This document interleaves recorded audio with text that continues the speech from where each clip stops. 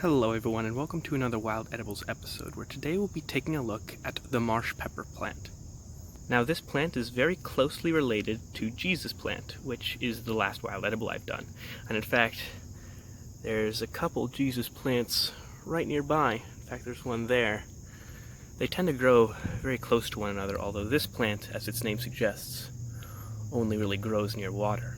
And as its name also suggests, whereas the Jesus plant is quite mild in its flavor, these leaves have a spicy kick. The marsh pepper plant is very similar in appearance to its cousin, and they can be identified in many of the same ways, with one notable difference in that the flowers of this plant are white. And the leaves of this plant are very pungent and spicy, so if you're eating this plant, or what you think to be this plant, and the leaves have no heat to them, you might have mistaken it for something else. Well, you might ask, just how spicy is this? Why don't I give it a try and tell you guys how it tastes? Alright, so unfamiliar backdrop. That's because I'm not at home. I actually found a place to do wild edibles videos at college, which is perfect. I was worried I wasn't going to be able to really do them here. But let's get on to it. This is a leaf, or section of the leaf. Leaves can get pretty large actually. And let's give it a try.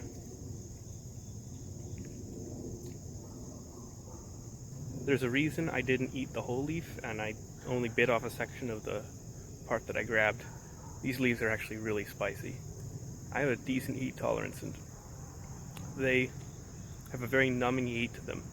A very, sharp, numbing sensation on the tongue. Now, for this reason, this plant is apparently used as a spice in places like Japan, and it's apparently very good with fish because it's a very cool heat, if that makes any sense. It's spicy, but it doesn't make you feel like your mouth is on fire. It just sort of numbs and sharply tingles. And in that way, it's very different from things like horseradish or hot chili peppers. It's a sort of different kind of heat that you don't normally encounter. So that's about it for this plant. It is quite pungent, so it's not something you could make a salad out of or eat a lot of. But if you were out in the wilderness and you caught a fish and you didn't have anything to season it with, this would actually be probably a good bet. It would make your meal a lot more palatable.